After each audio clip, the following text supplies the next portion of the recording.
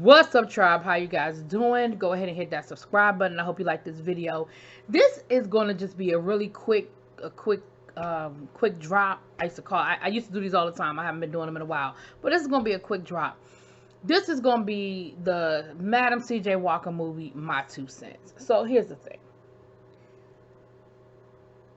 Maybe because I'm a historian, maybe because I deal with history all day long. I'm a political scientist. I deal with that aspect. Maybe because I've dealt with the difference between documentary, made for TV, made for Hollywood, primary, secondary. Like maybe because I deal in all of that, that movies that take what's the word I'm looking for? Poetic license, I guess, for lack of a better word, with the truth, don't bother me. My personality being what it is, I look at movies like these types of movies as a taste to make me want to go and dig deeper and do my own research and figure things out. Now, I understand that everybody isn't me, and I know that some people take movies like this as gospel. Here's what people need to understand. When you see at the beginning of a movie based on true events, it's based on true events. That doesn't mean that every single thing that you see is going to be 100% factual. Understand that it is still Hollywood, and they are still selling a product, and they're still selling a movie, and they have to make it salacious, and they have to make it interesting. There has to be a protagonist and an antagonist. There has to be a wow situation. So in the movie of Madam C.J. Walker, the protagonist and the antagonist was Madam C.J. Walker and her mentor, and they chose to blow this up and turn this into a David and Goliath type situation, and they chose to use colorism as the weapon and say, hey, this light-skinned, almost white featured looking mulatto woman was the standard of beauty that all black women wanted to be. And Madam C.J. Walker comes along, and she's a big boned woman, and she's a darker skinned woman, and her hair is a little more kinky, and so she could never compete in the world of beauty, yet she not only competed but she conquered. And so then you have to have the salaciousness of it, so you have to get into the whole misogyny of her emasculating her husband. You have to get into the whole scandal of her daughter being bisexual. And at the end of the day, I'm not saying that I agree with what was done, but I think that we have got to stop. I think with facts being so easily accessible these days, where we can just get online and Google,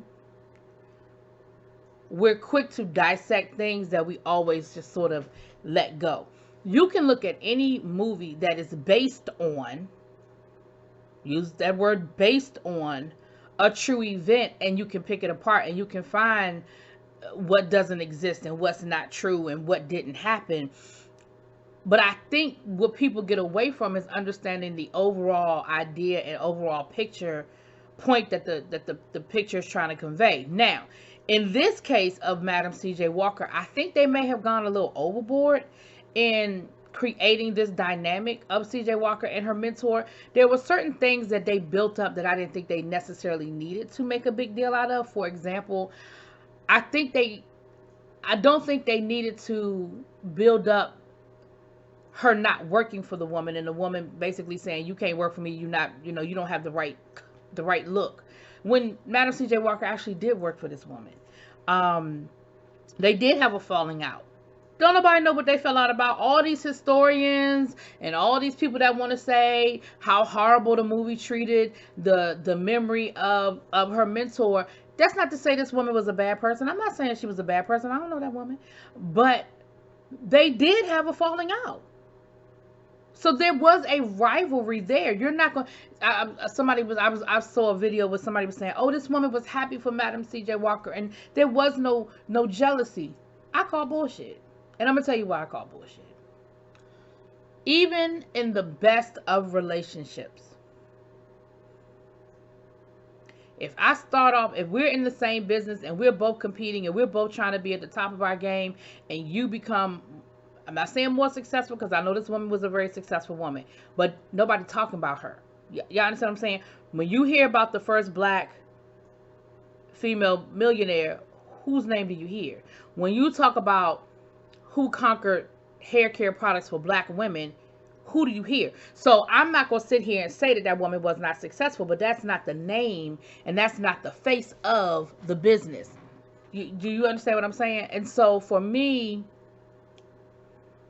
I'm not as angry as some people, because I guess I'm looking at it through a different lens. I don't understand why some things were done with the story, but I'm not as angry about it. Tiffany Haddish. I've heard a lot of criticism about Tiffany Haddish and her acting. Here's the thing, y'all. Tiffany Haddish is Tiffany Haddish. Tiffany Haddish is going to have to do what so many comedic actors did. She's going to have to find a role, a dramatic role, and she's going to have to take it seriously, and she's going to have to be dramatic in it. Until she does that, and she does that successfully, basically everybody is going to just say she's a one-trick pony and all she's doing is playing the same role over and over again, which is the same thing they say about Kevin Hart. When Kevin Hart did play a serious role, that movie he did last year where he was the caretaker for the guy who was sick, you know, he got some critical acclaim for that, and I think that was a good thing for him, for people to see that that there was a wider lens to him. Chris Tucker had to do it. Eddie Murphy had to do it. Like, you have to take these. If you're a comedian or a comedic actor, at a certain point, you've got to do a role where you don't giggle, you don't joke, you don't crack a smile, and so until she does that, she's going to be seen as the girl from Girls Trip. That's all she's going to be seen as. And so in this role, my bigger issue with what they did with Madam C.J. Walker's daughter is they reduced her to her love life. When, if you read up on who this woman was and what she did so much more. And they even made it seem like she wasn't that smart. And this woman played such a large role in the politics of the Harlem Renaissance, the racial politics of the Harlem Renaissance.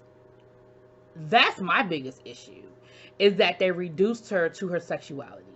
And at best, she was bisexual, not a lesbian, because she was married 3 times. Like, she wasn't just married that one time and that was it. She was married 3 times. So clearly she enjoyed the company of men, but yes, she enjoyed the company of women as well. And I'm sure that, you know, obviously in the 1940s, 1930s, they didn't have a name for it, right? It wasn't the spectrum that we know today, but I just feel like she was reduced to that. And that's my biggest issue with what they did with that character. I read somewhere, or I heard somewhere where people had an issue. They were saying, oh, the misogyny and how she treated her husband and how dare she treat her husband that way. And this is what I'm going to say about that. All successful business people have a level of, I'll sleep when I die. They all do. They all have it. And, you know, there were times when her husband said, look, we're rich. Why you can't just be happy with what we have? We have a business. We have money. We're good. Why can't you just be happy with it? And see, nobody says that to a man. Nobody says that to a man. Even a wife who's tired of her husband working, that ain't what they say. They say it differently. And so I think that is something that all successful women would have to deal with, especially successful black women would have to deal with.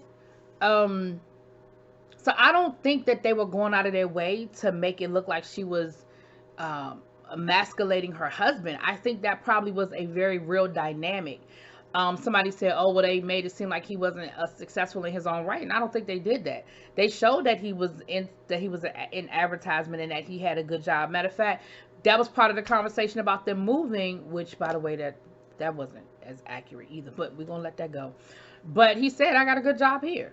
So I don't think that, I think that we're being unfair to him, and we're doing to him the same thing that was done to him in the movie, where his father was telling him he wasn't a real man. And remember when she was trying to get investors for the factory, and the guys were throwing comments about, her husband being, Mr. Madam CJ Walker instead of, you know what I mean? So again, those are issues that women deal with that men don't have to deal with.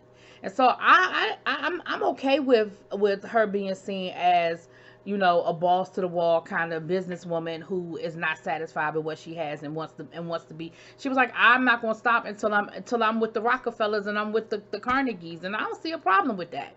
And at the end of the day, she didn't stop until she was with the Rockefellers and the Carnegies, and I don't see a problem with it. You think anybody ever told Rockefeller and Carnegie, aren't you just good? Aren't you just happy being rich? Why do you have to have all of the Standard Oil? Why do you have to own all of the steel? Like, nobody said that to them. Some of the other stuff in the movie. It was something else I was getting ready to forget. See, I didn't take my notes. Something else. It was something else, y'all.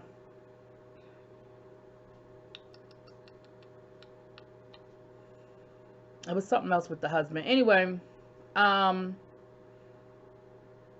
it was something else with the misogyny, dealing with the business side of it. Dang, I forgot it. Anyway, so, I mean, here's the thing. Was I entertained? I was. Did I learn something about Madam C.J. Walker that I didn't know? I did.